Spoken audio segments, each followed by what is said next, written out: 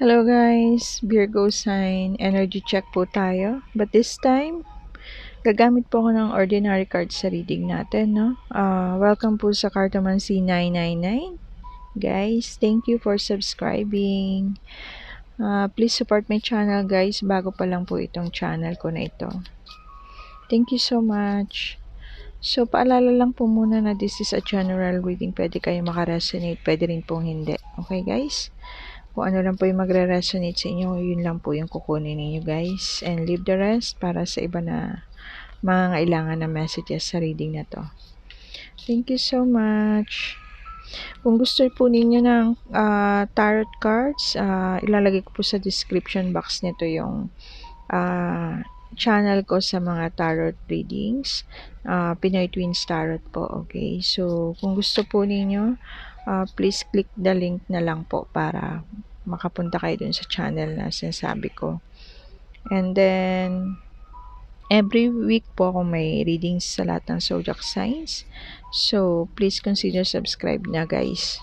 Okay? Kung hindi pa po kayo nakasubscribe dito sa Cartomancy 999 and sa Pinoy Twins Tarot. So, yun lang po. Kuha na muna tayo ng messages dito sa love message oracle. Tingnan natin ano mensahe para sa ating mga Virgo. Okay. So, first card niyo is, meron kayong, you may not always understand why certain things happen. However, there is always a higher purpose to the events in your life. Through turmoil, a blessing will soon be revealed. And then, next, imagine all unwanted thoughts dissolving into light, creating room for new opportunities and possibilities for your life. And then next, meron kayong, freedom. There's nothing stopping you. The path is clear if you want it to be.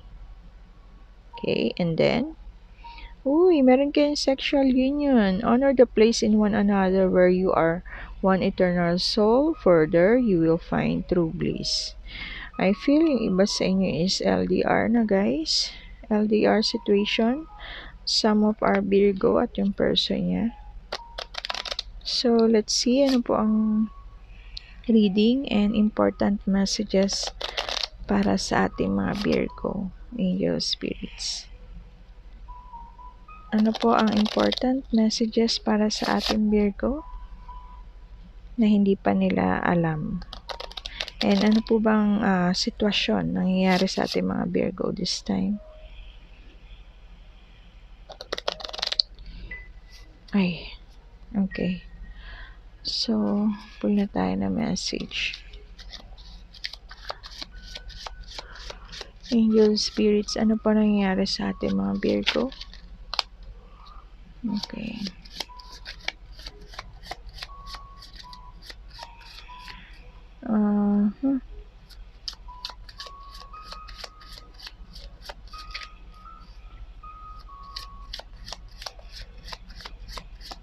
Ano pa nangyayari sa ating mga Virgo? Ay, lumabas ng cards. Maybe bumaba itong dalawa. Okay. 7 of Hearts is some of you, no, makaka-receive kayo ng good news, guys, or surprise.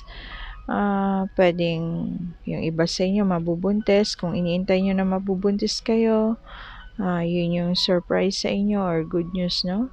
Pwedeng iba sa inyo mabubuntis or pwedeng isusurprise kayo ng person ninyo. Okay? Or pwedeng may magbibigay ng gift sa inyo guys, no? And pwede rin po na some of you, no? Baka ma-surprise din kayo, mawala ng trabaho yung iba sa inyo. Okay? So, what else? Someone na parang merong secret love sa inyo guys. Lagi kayo nasa imagination ng person na to, nasa panaginip niya. Okay guys, kaya lang lack of self-confidence tong person na to. Hindi niya kayang sabihin sa inyo yung nararamdaman niya. Okay. And then, kung yung iba sa inyo nagpaplanong mag-resign sa kanyang work, this is not the right time, guys. Warning sign, Seven of Hearts. Sa mga magre-resign sa work, hindi po ito yung right time para mag-resign daw kayo. And then, meron kayong Eight of Spades. Eight of Spades is someone na nakaramdam ng disappointment, no? Disappointment kasi na-disappoint kayo dahil guys, hindi nyo alam nile-let down pala kayo ng kaibigan ninyo. Okay guys? Pwedeng sinisiraan kayo ng person na to, sinisiraan kayo na guys. And then, meron kayong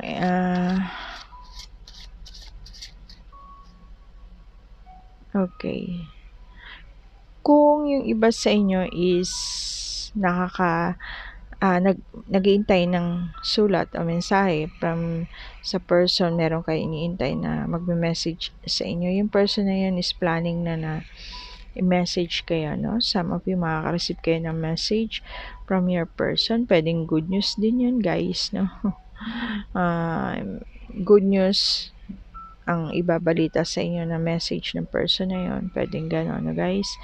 And then, yung iba sa inyo, kung meron kayong kamag-anak na very generous and nakakaluwag sa kanyang kaperahan, no? Pwedeng some of you makareceive kayo ng pera from your relatives or friends na nakakaluwag sa pera, no, guys?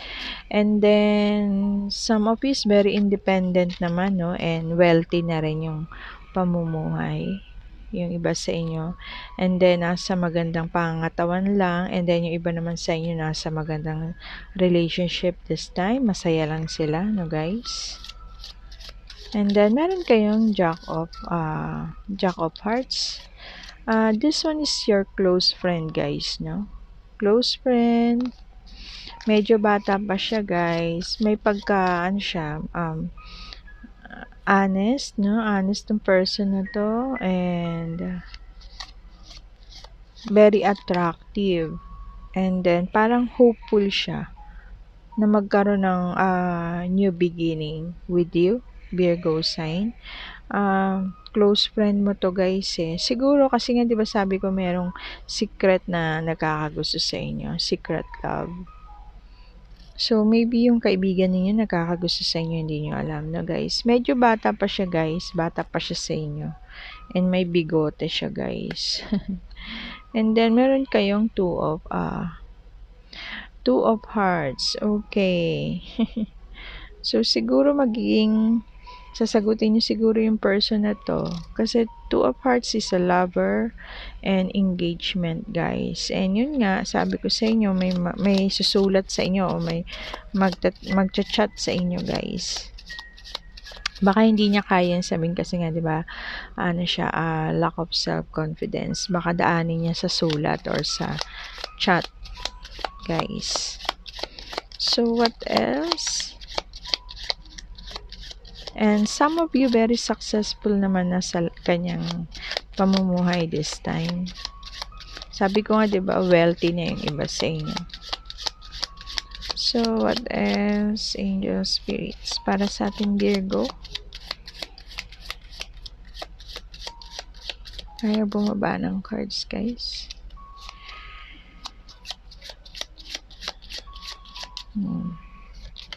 Okay, meron kayong Queen of Diamonds.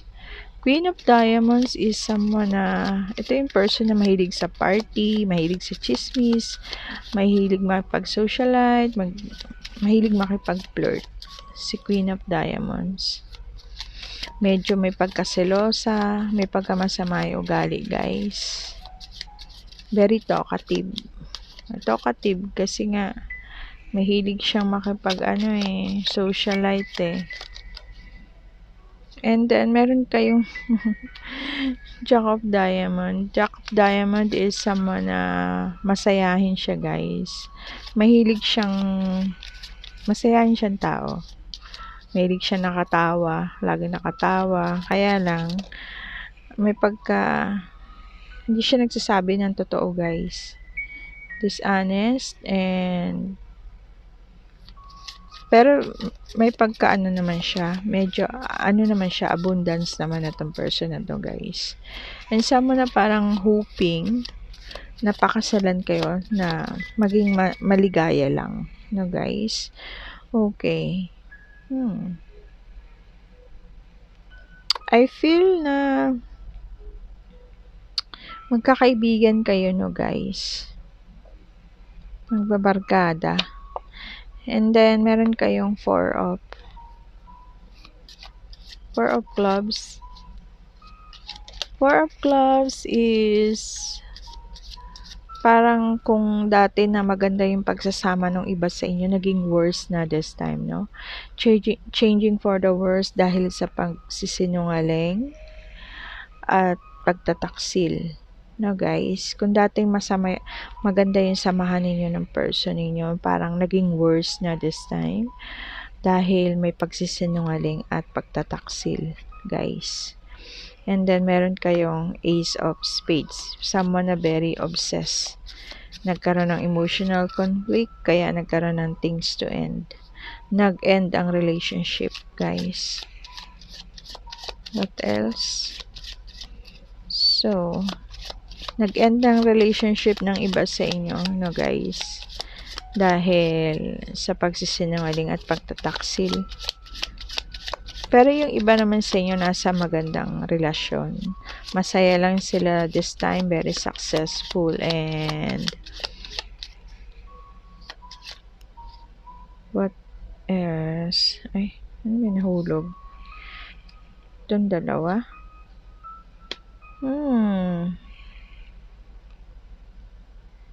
Okay. And then meron kayong Ace of Hearts. Ace of Hearts is, okay, yung iba sa inyo siguro, pwedeng naglipat bahay this time, ano, or nakabili ng bagong bahay, or lumipat sa bagong bahay, no, guys.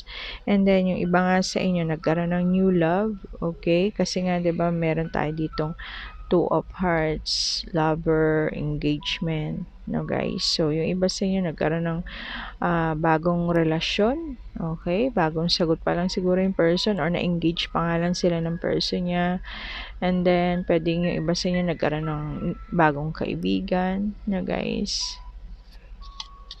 And then, meron kayong Ace, Eight of Diamonds. Eight of Diamonds is marriage to, guys. So, I feel yung iba na na-engage, nagpakasal na, no, or nagpaplano pa lang na magpakasal, pwedeng ganun, guys, no, kasi Eight of Diamonds is marriage po ito, or pwedeng some of you Virgo is marriage na, kaya lang naghiwalay yung iba sa inyo dahil nagkaroon ng pagsisinungaling at pagtataksil, no, guys.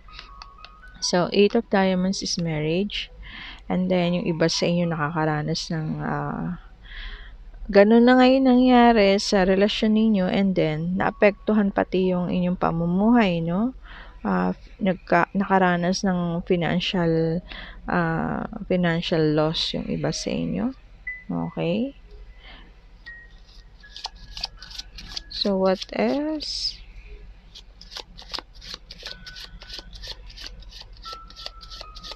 Yung iba naman sa inyo, very independent and hardworking naman, guys. And good in business, yung iba sa inyo. And magaling magplano sa kanilang future. And then, yung iba sa inyo siguro, no, nagbago ng career or ng trabaho. Kaya, nagkaroon ng big earnings, magkakaroon ng big earnings. Kaya, meron ditong abundance and successful na card.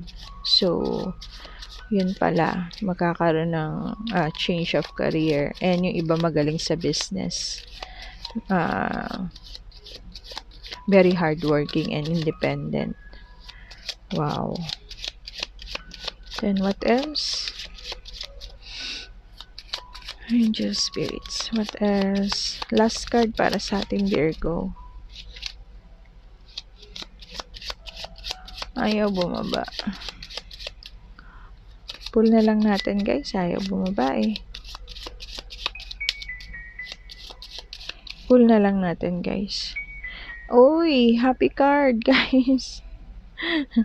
Happy card, Nine of Hearts is a wish card. Kung meron kayong mga pinagdarasal o wini-wish, nandito po yung Nine of Hearts, no? This card is a wish card. Wishes come true. Kung meron kayong mga dinadasal o wini-wish, mangyayari na po yun, guys, soon. Okay? Kasi andito naman yung wish card ninyo. And then, some of you, sabi ko nga sa inyo, very satisfied sa kanilang life. Masaya lang sila. And very balanced yung pamumuhay, no? And pagdating sa emotions nila ng person niya is deep emotion yung kanilang nararamdaman. Mahal nila yung isa't isa, no guys? And yun, masaya lang yung iba. No guys, so yun po yung ibig sabihin ng cards nyo, mga Virgo sign. And then bottom of the deck natin is Six of Clubs.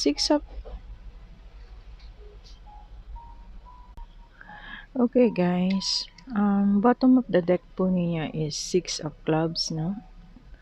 Ang ibig kong sabihin nito is someone na very successful sa kanyang business. Yung iba nga sabi ko sa inyo, 'di ba? Magaling sa business. So, Six of Clubs is success in business. Okay? Pwede rin parang yung iba sa inyo, nagbigay kayo ng pera, no? Give some money to help sa pwedeng relatives ninyo or kaibigan ninyo, no? Give some money to help for the business. Or pwedeng kayo yung binigyan ng pera from your relatives, no? Para makatulong sa business na tinayo ninyo, na inumpisahan ninyo. Okay guys, so yun po ibig sabihin nitong Six of Clubs, no? So, hindi naman pare-parehas ang nangyari sa inyo, no, mga Virgo. Yung iba sa inyo nasa magandang situation, relationship. Yung iba naman sa inyo nasa hindi magandang sitwasyon, no? Very obsessed na yung obsessive energy na yung iba sa inyo sa kanilang relasyon. Kaya meron ng emotional conflict. Kaya nag-end na yung kanilang situation, relationship. No, guys? So, mag-pull tayo ng message dito sa Love and Shadow. Tingnan natin ano ba ang mensahe para sa ating mga... Wait lang guys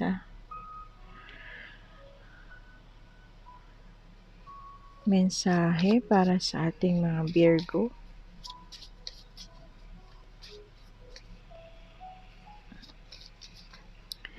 Dito sa Love and Shadow Oracle, meron kayong true friends. You have community of support. Okay, I feel yung iba sa inyo, very friendly naman, no? Marami kayong kaibigan. And then, meron kayong beliefs. Your beliefs are keeping you stuck. Okay, guys. Siguro yung iba sa inyo, no? Dahil yung paniniwala ninyo na mapababago nyo pa yung person ninyo. Kaya, kumbaga parang okay pa kayo dun sa relasyon. Yung iba, ayaw pa mag-give up na guys. So, yung iba naman nakapaghiwalay na guys. And then, true love will be yours. Okay, maybe ito yung person na sikreto na nagmamahal sa inyo, no? True love yung kanyang nararamdaman para sa inyo, guys. And siguro kung nahiwalay kayo at yung person na yan ipapaalam na sa inyo kasi meron naman ditong message na card. Siguro yung person na yun, siya yung magiging partner niyo para sa future, no? And same attraction, same na pagmamahal ang mangyayari sa inyo, parang equal, no? Very balanced yung inyong magiging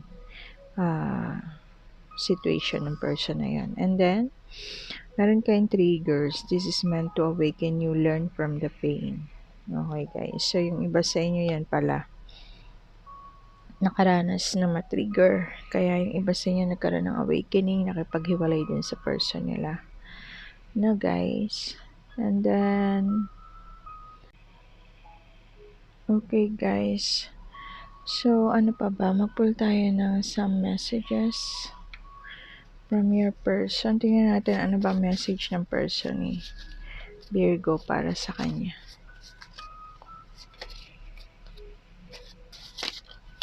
Okay, meron kayong I wish you were mine. Ito yun sa mga may sikreto na nagmamahal sa inyo, guys. And then, I don't mean to hurt you. Okay, yung nagkasala sa inyo. Your eyes captivate me. Okay, siguro dun sa mga secret lover. You make me so happy. Very in love yung person sa inyo na yan, guys. I wish you were next to me. Wow. And then last, you're on my mind a lot now. Wow, guys. So, yun lang po yung atin nakuhang messages from your person, no? Mag-pull tayo ng letters and numbers. Baka mag-resonate dito yung person ninyo. Okay, some of you ah, dealing kayo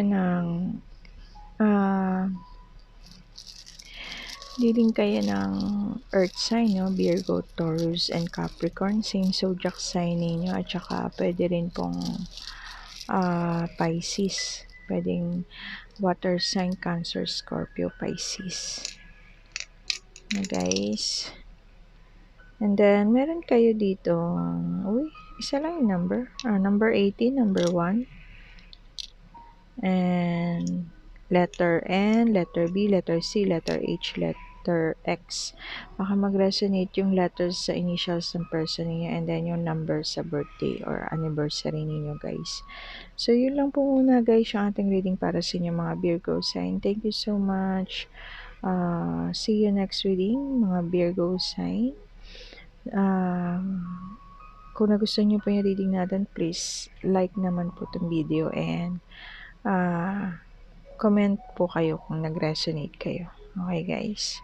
Thank you so much, guys. Bye for now. Have a nice day and blessed be. Bye.